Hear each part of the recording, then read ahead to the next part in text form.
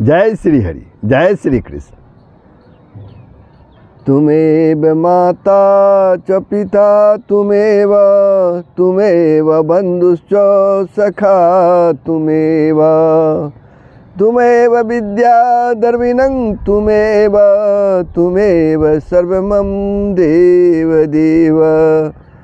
वसुदेव सुतं देवं कंसचाणूरमर्दनं देवकी परमानंदं कृष्णं वंदे जगद्गुरुं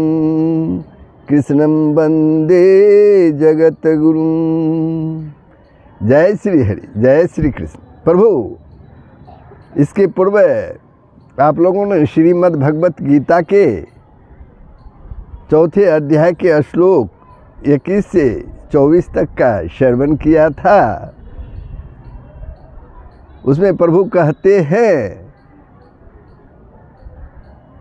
कि आशा रहित पुरुष, केवल पुरुष या मनुष्य बोला जाए अति उत्तम रहेगा, केवल शरीर संबंधी कर्म करता हुआ भी पाप को नहीं प्राप्त होता है।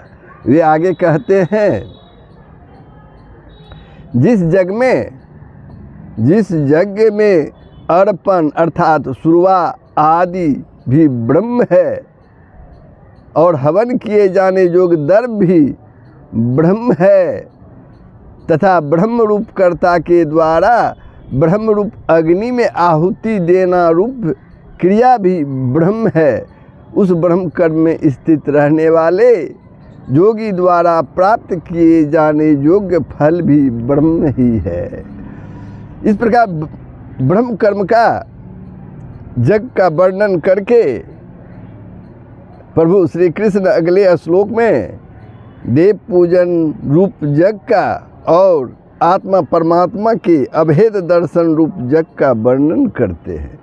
प्रभु अगला श्लोक प्रारंभ हो उसके पूर्व आप लोगों से नम्र निवेदन है, यदि आपने वीडियो को सब्सक्राइब नहीं किया है तो अवश्य सब्सक्राइब कर देंगे, बेल आइकन को दबा देंगे, कमेंट करेंगे, शेयर करेंगे, लाइक करेंगे। जय श्री हरि, जय श्री कृष्ण। तो प्रारंभ होता है श्रीमद् भगवत गीता का चौथे अध्याय का श्लोक 25 से। दैवमेवा परे यज्ञं योगिनः पर्युपासते ब्रह्माग्नाव परे यज्ञं जगेनैवोपजुहुइति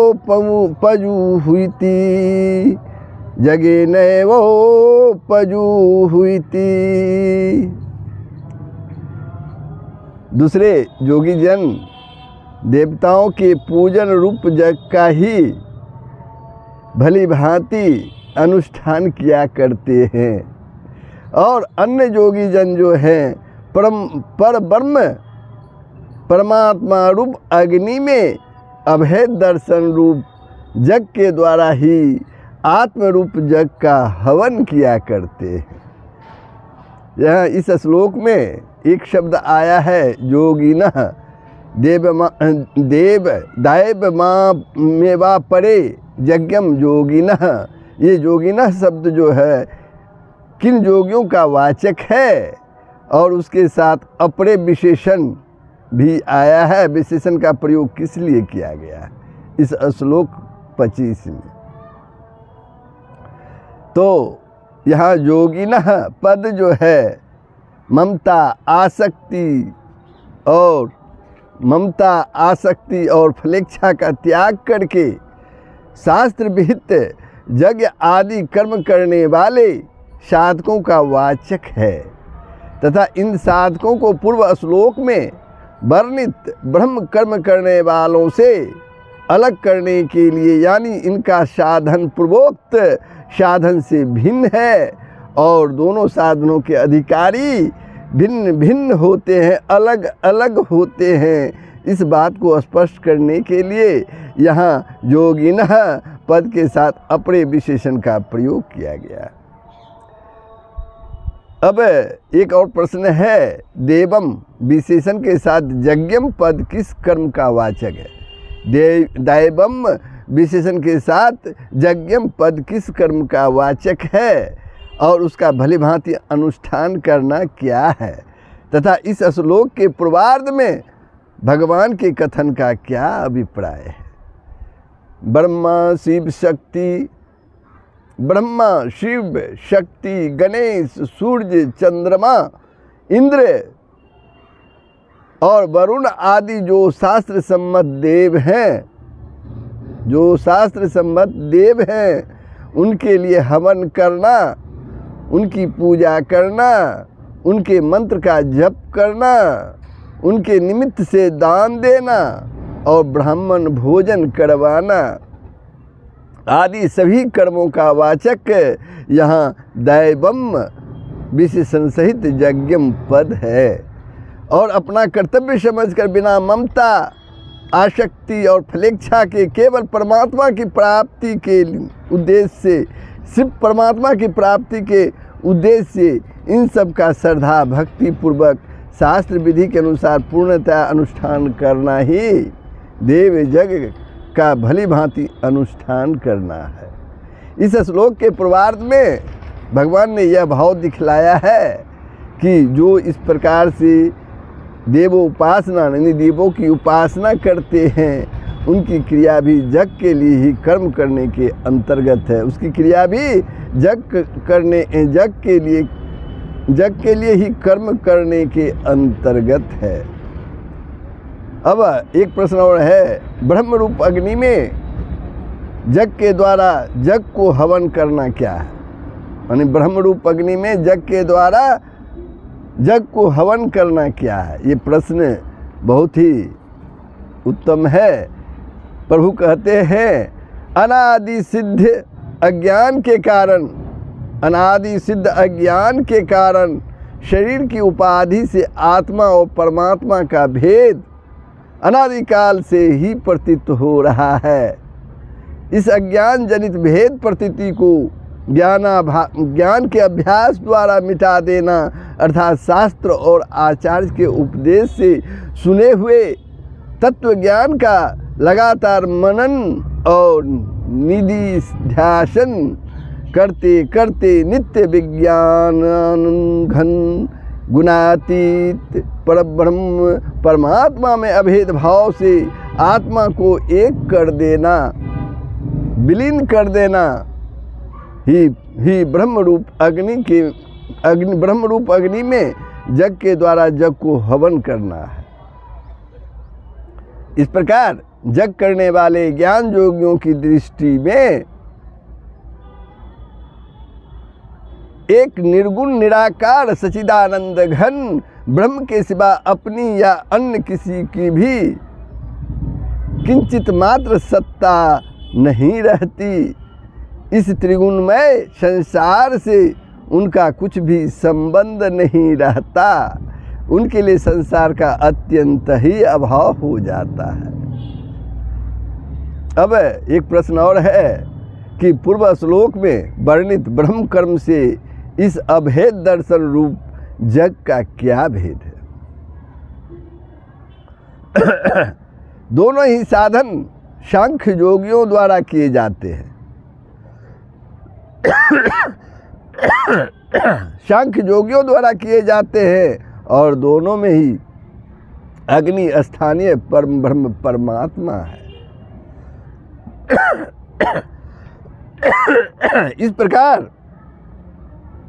इस कारण दोनों की एकता सी प्रतीत होती है तथा दोनों का फल अभिन्न भाव से सच्चिदानंद घन ब्रह्म की प्राप्ति होने के कारण वास्तव में कोई भेद भी नहीं है।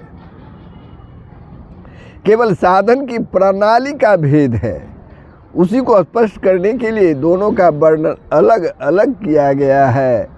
पूर्व श्लोक में वर्णित साधन में तो सर्व खलविंदम ब्रह्म, इस श्रुति वाक्य के अनुसार सर्वत्र ब्रह्म बुद्धि करने का वर्णन है और उपयुक्त साधन में समस्त जगत के संबंध का अभाव करके आत्मा और परमात्मा में अभेद दर्शन की बात कही गई है।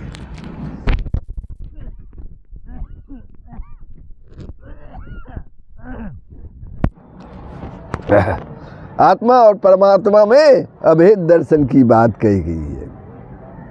इस प्रकार दैव यज्ञ और अभेद दर्शन रूप जग का वर्णन करने के बाद अब इंद्रिय संयम रूप जग का और विषय हवन रूप जग का वर्णन करते हैं प्रभु।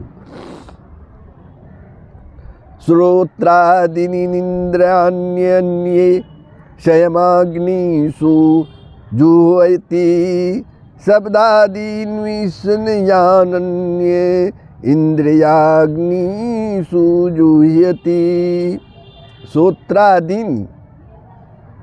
श्रोत्रादीन इंद्रियानि अन्ये शयमाग्निषु जुह्वति शब्दादीन् विषयान् अन्ये इंद्रियाग्निषु जुह्वति। अन्य योगी जन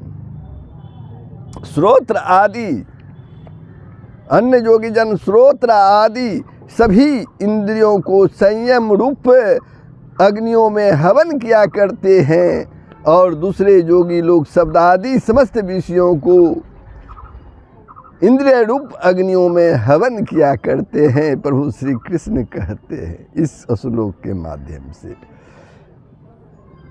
अब यहाँ प्रश्न उठता है, संयम को अग्नि बतलाने का क्या भाव है? संयम को अग्नि बतलाने का क्या भाव है और इसमें बहुवचन का प्रयोग किस लिए किया गया है?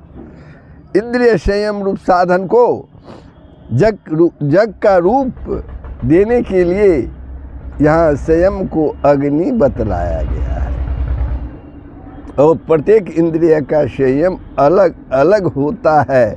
इस बात को स्पष्ट करने के लिए उसमें बहुवचन का प्रयोग किया गया है। एक प्रश्न और, संयम रूप अग्नियों में श्रोत्र आदि इंद्रियों का हवन करना क्या है? संयम रूप अग्नियों में श्रोत्र आदि इंद्रियों को हवन करना क्या है? एक प्रश्न ये भी उठता है।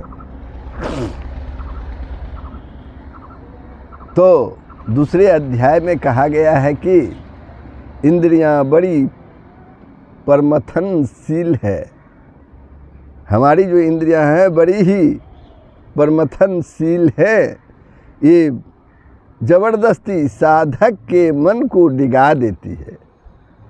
इसलिए सभी इंद्रियों को अपने बस में कर लेना, उनकी स्वतंत्रता को मिटा देना, उनमें मन को विचलित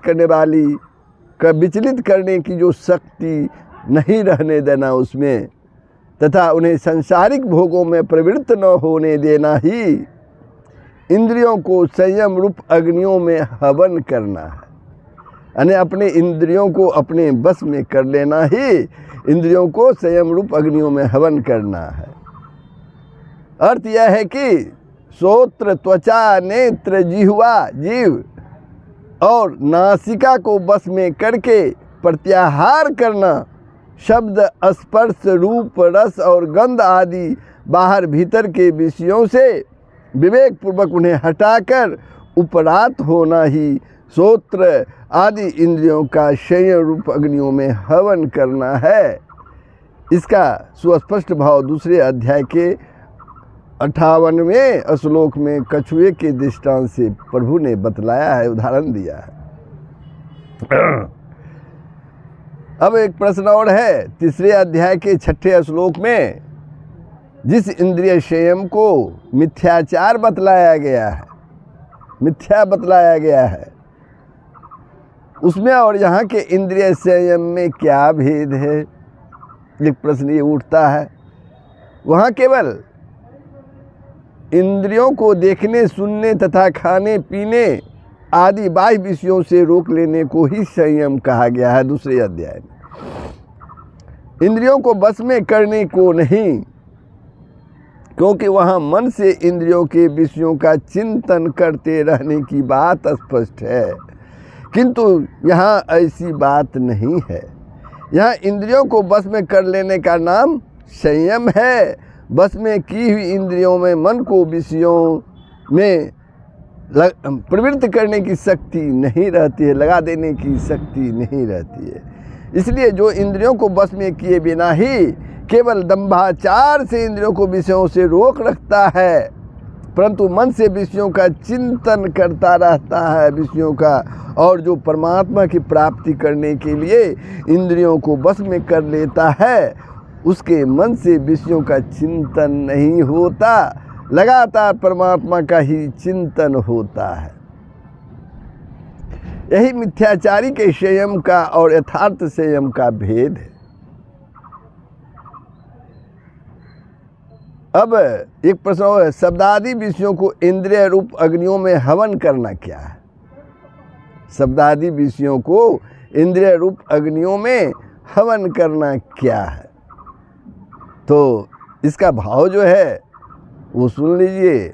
बस में की हुई, अपने बस में की हुई और राग द्वेष से रहित इंद्रियों के द्वारा वर्ण आश्रम और परिस्थिति के अनुसार, वर्ण आश्रम और परिस्थिति के अनुसार योग्यता से प्राप्त विषयों का ग्रहण करके उनको इंद्रियों में विलीन कर देना, अर्थात उनका सेवन करते समय या दूसरे समय अंतःकरण में या इंद्रियों में किसी प्रकार का विकार उत्पन्न करने की शक्ति नहीं रहने देना ही शब्द आदि विषयों को इंद्रिय रूप अग्नियों में हवन करना है। अभी पढ़ाई यह है कि कानों के द्वारा निंदा और स्तुति को या अन्य किसी प्रकार के अनुकूल या प्रतिकूल शब्दों को सुनते हुए, नेत्रों के द्वारा अच्छे बुरे दृश्यों को देखते हुए, जीवा के द्वारा अनुकूल और प्रतिकूल रस को ग्रहण करते हुए, इसी प्रकार अन्य समस्त इंद्रियों द्वारा भी प्राप्त के अनुसार योग्यता से प्राप्त सभी विषयों का अनासक्त भाव से सेवन करते हुए अंतःकरण में, अपने अंतःकरण में समभाव रखना, भेद बुद्धि जनित राग द्वेष और हर्ष शोक आदि विकारों को न होने देना, अर्थात विकारों को न होने देना, अर्थात उन विषयों में जो मन और इंद्रियों को विक्षिप्त यानी विचलित करने की शक्ति है, उसका नाश करके उनको इंद्रियों में विलीन करते रहना, यही शब्द आदि विषयों का इंद्रिय रूप अग्नियों में हवन करना है। क्योंकि विषयों में आसक्ति, सुख और रमणीय बुद्धि न रहने के कारण वे विषय भोग साधक पर अपना प्रभाव नहीं डाल सकते, वे स्वयं अग्नि में घास की भांति भस्म हो जाते हैं। अब आत्म संयम योग रूप जग का वर्णन करते हैं प्रभु। अब अगले श्लोक में अब आत्म संयम योग रूप जग का वर्णन करते हैं। सर्वान् इंद्रिय कर्माणि प्राण कर्माणि चापरे आत्म संयम योगाग्नो जुहति ज्ञान दीपते। दूसरे योगी जन इंद्रियों की संपूर्ण क्रियाओं को और प्राणों की समस्त क्रियाओं को ज्ञान से प्रकाशित आत्म संयम योग रूप अग्नि में हवन किया करते हैं, प्रभु कहते हैं। अब तो ये इस श्लोक में आत्म संयम योग किस योग का वाचक है और उसके साथ अग्नि शब्द का समास किस लिए किया गया है, ज्ञान दीपते विशेषण का क्या भाव है, इस श्लोक में ध्यानपूर्वक जरा सुनिएगा। यहाँ आत्म संयोग, यहाँ आत्म संयम योग समाधि योग का वाचक है। आत्म संयम योग किसका वाचक है? समाधि योग का वाचक है। उस समाधि योग को जग का रूप देने के लिए उसके साथ अग्नि शब्द का समास किया गया है तथा सुषुप्ति से समाधि की भिन्नता दिखलाने के लिए, अर्थात समाधि अवस्था में विवेक विज्ञान की जागृति रहती है, शून्यता का नाम समाधि नहीं है, यह भाव दिखलाने और जग के रूप में उस समाधि योग को प्रज्वलित अग्नि की न जलते हुए अग्नि की भांति ज्ञान से प्रकाशित बतलाने के लिए ज्ञान दीप्ते विशेषण का प्रयोग किया गया है यहाँ इस श्लोक में, श्लोक 27 में। अब एक प्रश्न है कि उपयुक्त जो समाधि योग का स्वरूप क्या है। अब प्रश्नता समाधि योग का स्वरूप क्या है तथा उसमें इंद्रियों की संपूर्ण क्रियाओं को और प्राणों की संपूर्ण क्रियाओं को हवन करना क्या है। प्रभु आप लोग ध्यानपूर्वक सुनिए।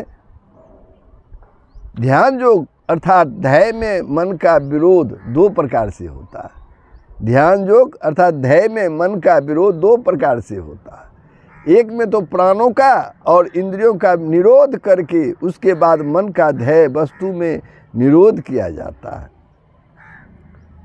क्या कहते हैं प्रभु? ध्यान योग अर्थात ध्येय में मन का निरोध दो प्रकार से होता है। एक में तो प्राणों का और इंद्रियों का निरोध करके उसके बाद मन का ध्येय वस्तु में निरोध किया जाता है, और दूसरे में पहले मन के द्वारा ध्येय का चिंतन करते करते ध्येय में मन की एकाग्रता रूप ध्यान अवस्था होती है। उसके बाद ध्यान की गाढ़ी स्थिति होकर ध्येय में मन का निरोध हो जाता है। यही समाधि अवस्था है। उस समय प्राणों की और इंद्रियों की संपूर्ण क्रिया अपने आप ही रुक जाती है। यहाँ इस दूसरे प्रकार से किए जाने वाला ध्यान योग का वर्णन है। इसलिए परमात्मा के सगुण साकार या निर्गुण निराकार किसी भी रूप में अपनी अपनी मान्यता और भावना के अनुसार विधिपूर्वक मन का निरोध कर देना ही समाधि योग का स्वरूप है। इस प्रकार योग ध्यान में जो मनोनिग्रह पूर्वक इंद्रियों की देखना, सुनना, सूंघना, स्पर्श करना, आस्वादन करना यानी रस लेना एवं ग्रहण करना, त्याग करना, बोलना और चलना फिरना आदि तथा प्राणों की श्वास प्रश्वास, श्वास लेना और छोड़ना और हिलना डुलना आदि सभी क्रियाओं को विलीन करके समाधिस्थ हो जाना है। यही आत्म संयम योग रूप अग्नि में इंद्रियों की और प्राणों की समस्त क्रियाओं का हवन करना है। इस प्रकार समाधि योग के साधन को जग का रूप देकर अब अगले श्लोक में दर्भ यज्ञ, तपो यज्ञ, योग यज्ञ और स्वाध्याय रूप ज्ञान यज्ञ का संक्षेप में प्रभु वर्णन करते हैं अगले श्लोक 28 में। दर्भ यज्ञास्तप्यो यज्ञ योग यज्ञास्तथा परे स्वाध्याय ज्ञानस्य ज्ञाश्च जो यतः संसितवर्तः। धर्म यज्ञः तपो यज्ञः योग यज्ञः तथा अपरे स्वाध्याय ज्ञान यज्ञ च यतयः संसितवर्तः। कई पुरुष धर्म संबंधी यज्ञ करने वाले हैं, कितने ही तपस्या रूप यज्ञ करने वाले हैं तथा दूसरे कितने ही योग रूप यज्ञ करने वाले हैं, और कितने ही अहिंसा आदि तीक्ष्ण व्रतों से युक्त यत्नशील पुरुष स्वाध्याय रूप ज्ञान यज्ञ करने वाले हैं। ये इस श्लोक का अर्थ प्रभु कहते हैं। अब यहाँ एक प्रश्न उठता है, धर्म संबंधी यज्ञ किस क्रिया का वाचक है? इसे करने का अधिकार किनको है तथा यहाँ धर्म यज्ञ पद के प्रयोग का क्या भाव है? इसका जवाब सुन लीजिए, उत्तर सुन लीजिए। अपने अपने वर्ण धर्म के अनुसार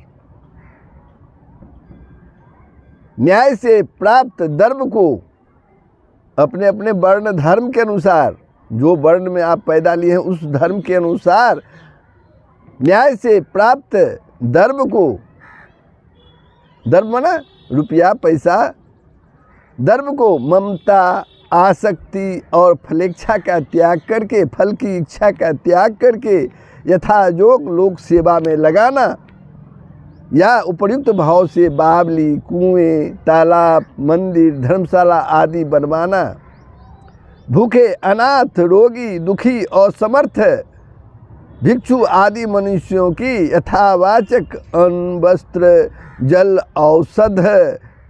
और औषध, दवा, पुस्तक आदि वस्तुओं द्वारा सेवा करना, विद्वान, तपस्वी, वेद पाठी, सदाचारी ब्राह्मणों को गौ, भूमि, वस्त्र, आभूषण आदि पदार्थों का यथायोग्य अपनी शक्ति के अनुसार दान देना। इस तरह अन्य सब प्राणियों को सुख पहुँचाने के उद्देश्य से यथाशक्ति द्रव्य का व्यय करना, द्रव्य यज्ञ है। इस यज्ञ को करने का अधिकार केवल गृहस्थों को ही है। द्रव्य संबंधी यज्ञ को करने का अधिकार किसको है? सिर्फ गृहस्थ आश्रम में जो लोग रहते हैं उसी को है। क्योंकि द्रव्य का संग्रह करके परोपकार में उसके व्यय करने का अधिकार, परोपकार में उसको खर्च करने का अधिकार संन्यास आदि अन्य आश्रमों में नहीं है। यहाँ भगवान ने द्रव्य यज्ञ शब्द का प्रयोग करके यह भाव दिखलाया है कि परमात्मा की प्राप्ति के उद्देश्य से लोक सेवा में द्रव्य लगाने के लिए निस्वार्थ भाव से कर्म करना भी यथार्थ कर्म करने के ही अंतर्गत आता है, कर्म करने के ही अंदर आता है। अब दूसरा प्रश्न, द्रव्य यज्ञ तो हो गया, अब तपोयज्ञ किस कर्म को कहते हैं इसको भी जानना है, और इसमें किसका अधिकार है। तपोयज्ञ को कौन सा कर्म कहते हैं और इसको करने के लिए किसको अधिकार प्राप्त है।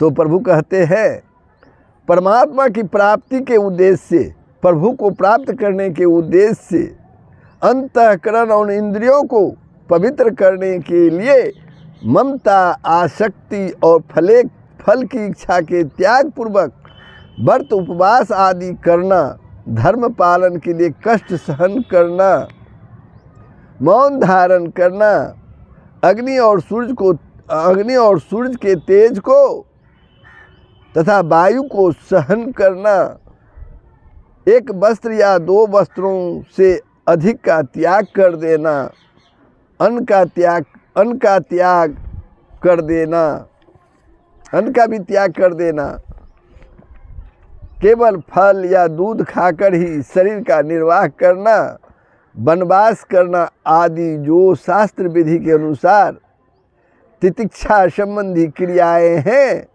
उन सब का वाचक यहाँ तपोयज्ञ है। उन सब का वाचक यहाँ तपोयज्ञ है।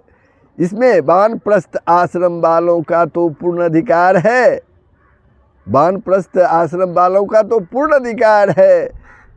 दूसरे आश्रम वाले मनुष्य भी शास्त्र विधि के अनुसार इसका पालन कर सकते हैं, कोई रोक नहीं है। अपनी अपनी योग्यता के अनुसार सभी आश्रम वाले इसके अधिकारी हैं। अब एक प्रश्न और है, यहाँ योग यज्ञ शब्द किस कर्म का वाचक है? तपोयज्ञ हो गया।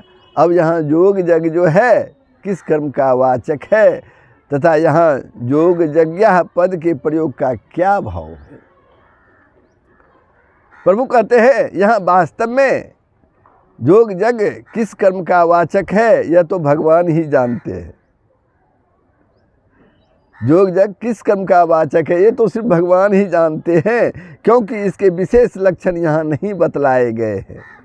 किंतु अनुमान से यह प्रतीत होता है, अनुमान से यह लगता है कि चित्तवृत्ति निरोध रूप जो अष्टांग योग है संभवतः उसी का वाचक यहाँ योग यज्ञ शब्द है। अतः यहाँ योग यज्ञ पद के प्रयोग का यह भाव समझना चाहिए कि बहुत से साधक परमात्मा की प्राप्ति के उद्देश्य से आसक्ति, फलेच्छा, फल की इच्छा और ममता का त्याग करके इस अष्टांग योग रूप यज्ञ का भी अनुष्ठान किया करते हैं, उनका यह योग साधन रूप कर्म भी यथार्थ कर्म के ही अंदर है। अतः उन लोगों को भी समस्त कर्म विलीन होकर उनको सनातन ब्रह्म की प्राप्ति हो जाती है। अब प्रश्न उठता है कि ऊपर में जो अष्टांग योग के 8 अंग कौन कौन से हैं, तो इसमें इसका जो उत्तर है, इस प्रश्न का उत्तर है पांतजल योग दर्शन में इसका वर्णन इस प्रकार आता है। यम नियमासन प्राणायाम प्रत्याहार धारणा ध्यान समाधयोष्टावंगानि। यम नियम आसन प्राणायाम प्रत्याहार धारणा ध्यान और समाधि ये योग के 8 अंग हैं। इनमें यम नियम आसन प्राणायाम प्रत्याहार ये 5 बहिरंग और धारण ध्यान समाधि ये 3 जो है अंतरंग साधन हैं। त्रयमेकत्र संयमः ये तीनों के समुदाय को संयम कहते हैं। अहिंसा सत्यास्तेय ब्रह्मचर्या परिग्रह यमः। किसी भी प्राणी को किसी प्रकार किंचित मात्र कभी कष्ट ना देना, यानी अहिंसा, हित की भावना से कपट रहित प्रिय शब्दों में यथार्थ भाषण, यानी सत्य, किसी प्रकार से भी किसी के सत्व हक को ना चुराना और न छीनना, मन वाणी और शरीर से संपूर्ण अवस्थाओं में सदा सर्वदा सब प्रकार के मैथुनों का त्याग करना, यानी ब्रह्मचर्य पालन, और शरीर निर्वाह के अतिरिक्त भोग्य सामग्री का कभी संग्रह नहीं करना, यानी जमा न करना, अपरिग्रह कहलाता। इन 5 का नाम ही यम है। शौच संतोष तपः स्वाध्यायश्वर प्रणिधानानि नियमः। सब प्रकार से बाहर और भीतर की पवित्रता, यानी शौच, प्रिय अप्रिय, सुख दुख आदि को प्राप्त होने पर सदा सर्वदा संतुष्ट रहना, यानी संतोष, एकादशी आदि व्रत उपवास करना, यानी तप, कल्याणप्रद शास्त्रों का अध्ययन तथा ईश्वर के नाम और गुणों का कीर्तन, यानी स्वाध्याय, सर्वस्व ईश्वर के अर्पण करके ही उनकी आज्ञा का पालन करना, यानी ईश्वर प्रणिधान। इन 5 का नाम नियम है। इन 5 का नाम नियम है। स्थिर सुखमासनम, सुखपूर्वक स्थिरता से बैठने का नाम आसन है। तस्मिन् अस्ति श्वास प्रश्वास योर्गविच्छेदः प्राणायाम। आसन के सिद्ध हो जाने पर श्वास और प्रश्वास की गति के रोकने का नाम प्राणायाम है। आसन के सिद्ध हो जाने पर श्वास लेने और छोड़ने की गति के रोकने का नाम प्राणायाम है। बाहरी वायु का भीतर प्रवेश करना श्वास है और भीतर के वायु को बाहर निकालना, भीतर की हवा जो हम लिए हैं सांस में उसको बाहर निकालना प्रश्वास है। और इन दोनों के रोकने का नाम ही प्राणायाम है। बाह्याभ्यंतर स्तंभ वृत्तिर्देश काल संख्या भी परिदृष्टो दीर्घम सूक्ष्म। देश काल और मात्रा यानी संख्या के संबंध से बाह्य अभ्यंतर और अस्थम वृत्ति वाले, बाहरी अभ्यंतर अंदर और अस्थम वृत्ति वाले ये तीनों प्राणायाम दीर्घ और सूक्ष्म होते हैं। भीतर के श्वास को बाहर निकालकर बाहर ही रोक कर रखना बाह्य कुंभक कहलाता है। इसकी विधि यह है कि 8 प्रणव ओम से रेचक करके 8 प्रणव 9 ओम से रेचक करके 16 से बाह्य कुंभक करना और फिर 4 से पूरक करना। इस प्रकार से रेचक पूरक के सहित बाहर कुंभ का करने का नाम बाह्य वृत्ति प्राणायाम है। बाहर के श्वास को भीतर खींचकर भीतर रोकने को अभ्यंतर कुंभक कहते हैं। बाहर के श्वास को भीतर खींचकर, बाहर के हवा को, वायु को भीतर खींचकर भीतर रोकने की अभ्यंतर कुंभक, भीतर रोकने को अभ्यंतर कुंभक कहते हैं। इसकी विधि यह है कि 4 प्रणव से पूरक करके 16 से अभ्यंतर कुंभक करें, फिर 8 से रेचक करें। इस प्रकार पूरक रेचक के सहित भीतर कुंभक करने का नाम अभ्यंतर वृत्ति प्राणायाम है। बाहर या भीतर जहाँ कहीं भी सुखपूर्वक प्राणों के रोकने का नाम अस्थम वृत्ति प्राणायाम है। 4 प्रणव से पूरक करके 8वें से रेचक करें। इस प्रकार पूरक रेचक करते करते सुखपूर्वक जहाँ कहीं प्राणों को रोकने का नाम अस्थम वृत्ति प्राणायाम है। इनके और भी बहुत से भेद हैं। जितनी संख्या और जितना काल पूरक में लगाया जाए उतनी ही संख्या और उतना ही काल रेचक और कुंभक में भी आप लगा सकते हैं। प्राण वायु के लिए नाभि, हृदय, कंठ या नासिका, नाक के भीतर के भाग तक का नाम अभ्यंतर देश है और नासपुट से बाहर 16 अंगुल तक बाहरी देश है। 16 अंगुल तक बाहरी देश है। जो साधक पूरक प्राणायाम करते समय नाभि तक श्वास को खींचता है वह 16 अंगुल तक बाहर फेंके। जो हृदय तक अंदर खींचता है वह 12 अंगुल तक बाहर फेंके। जो कंठ तक श्वास को खींचता है वह 8 अंगुल तक बाहर निकाले और जो नासिका के अंदर ऊपरी अंतिम भाग तक श्वास खींचता है वह 4 अंगुल बाहर तक श्वास फेंके।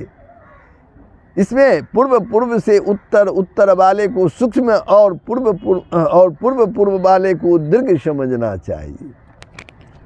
प्राणायाम में संख्या और काल का परस्पर घनिष्ठ संबंध होने के कारण इनके नियम में व्यतिक्रम नहीं होना चाहिए। जैसे 4 प्रणव से पूरक करते समय 1 सेकंड समय लगा तो 16 प्रणव से कुंभक करते समय 4 सेकंड और 8 प्रणव से रेचक करते समय 2 सेकंड समय लगना चाहिए। मंत्र की गणना का नाम संख्या या मात्रा है।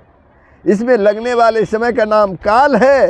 यदि सुखपूर्वक हो सके तो साधक ऊपर बतलाए काल और मात्रा को दुगुनी, तिगुनी, चौगुनी या जितना चाहे यथा साध्य बढ़ा सकता है। काल और मात्रा की अधिकता एवं न्यूनता से भी प्राणायाम दीर्घ और सूक्ष्म होता है। बाह्या भयंतर विषया छेपी चतुर्थः। शब्द, स्पर्श, रूप, रस और गंध जो इंद्रियों के बाहरी विषय हैं और संकल्प, विकल्प आदि जो अंतःकरण के विषय हैं और उनके त्याग से उनकी उपेक्षा करने पर अर्थात विषयों का चिंतन न करने पर प्राणों की गति का जो स्वतः ही अवरोध होता है उसका नाम चतुर्थ प्राणायाम है। पूर्व सूत्र में बतलाए हुए प्राणायामों में प्राणों के निरोध से मन का संयम है और यहाँ मन और इंद्रियों के संयम से प्राणों का संयम है। यहाँ प्राणों के रुकने का कोई निर्दिष्ट चिन्हित स्थान नहीं है जहाँ कहीं भी रुक सकते हैं तथा काल और संख्या का भी विधान नहीं है। सो विषया संप्रयोगे चित्त स्वरूपानुकार इवेन्द्रियाणाम प्रत्याहारः। अपने अपने विषय के संयोग से रहित होने पर इंद्रियों के चित्त के रूप में अवस्थित हो जाना प्रत्याहार है। देशबन्धश्चित्तस्य धारणा। चित्त को किसी एक देश विशेष में स्थिर करने का नाम धारणा है, अर्थात स्थूल, सूक्ष्म या बाह्य अभ्यंतर किसी एक ध्येय स्थान में चित्त को बांध देना। स्थिर कर देना या लगा देना धारणा कहलाता है। यहाँ विषय परमेश्वर का है, इसलिए धारणा, ध्यान और समाधि परमेश्वर में ही करना चाहिए। तत्र प्रत्येकतानां ध्यानम, उस पूर्वोक्त ध्येय वस्तु में चित्तवृत्ति की एकतांता का नाम ध्यान है। अर्थात चित्तवृत्ति का गंगा के प्रवाह की भांति या तैल धारावत अविच्छिन्न रूप से ध्येय वस्तु में लगा रहना ही ध्यान कहलाता है। तदेवार्थ मात्र निर्भांसम स्वरूप शून्यमिव समाधि, जिस समय केवल ध्येय स्वरूप का भान होता है और अपने स्वरूप के भान का अभाव सा हो जाता है, उस समय वह ध्यान ही समाधि हो जाता है।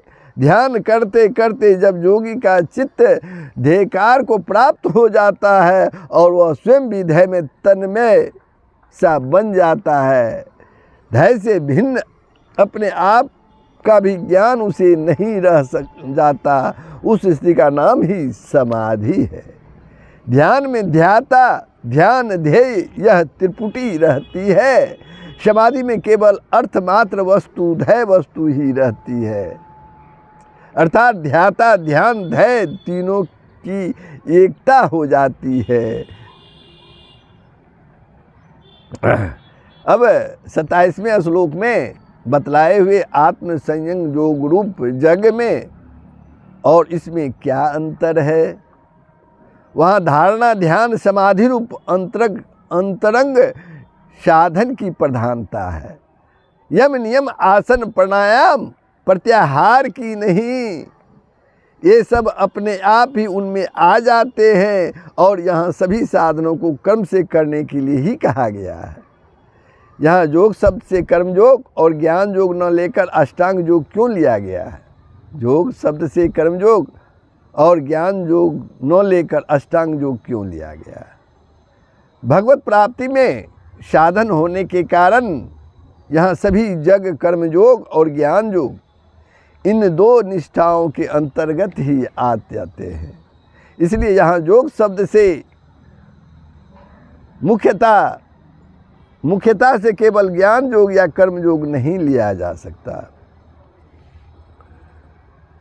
स्वाध्याय ज्ञान जग किस कर्म का वाचक है और उसे स्वाध्याय जग न कहकर स्वाध्याय ज्ञान जग कहने का क्या अभिप्राय है? एक बार प्रश्न फिर सुन लीजिए। स्वाध्याय ज्ञान जग किस कर्म का वाचक है और उसे स्वाध्याय जग न कहकर स्वाध्याय ज्ञान जग कहने का क्या अर्थ है, अभिप्राय है? जिन शास्त्रों में भगवान के तत्व का, उनके गुण, प्रभाव और चरित्रों का तथा उनके साकार, निराकार, सगुण, निर्गुण स्वरूप का वर्णन है, ऐसे शास्त्रों का अध्ययन करना, भगवान की स्तुति का पाठ करना, उनके नाम और गुणों का कीर्तन करते रहना तथा वेद और वेदांगों का अध्ययन करना ही स्वाध्याय है। ऐसा स्वाध्याय अर्थ ज्ञान के सहित होने से तथा ममता, आसक्ति और फल की इच्छा के अभाव पूर्वक किए जाने से स्वाध्याय ज्ञान जग कहलाता है। इस पद में स्वाध्याय के साथ ज्ञान शब्द का समास करके यह भाव दिखलाया गया है कि स्वाध्याय रूप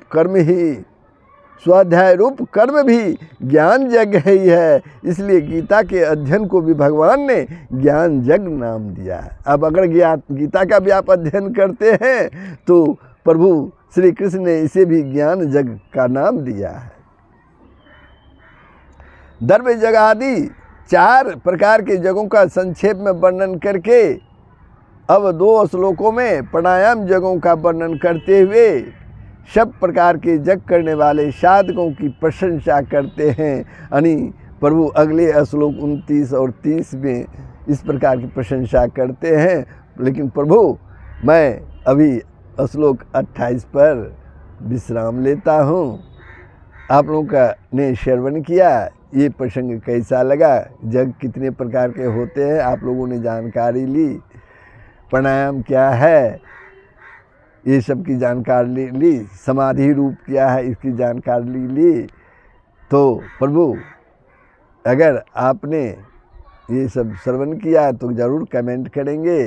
अगर वीडियो को सब्सक्राइब नहीं किया है तो अवश्य सब्सक्राइब कर देंगे, बेल आइकन को दबा देंगे, शेयर करेंगे। जय श्री हरि, जय श्री हरि।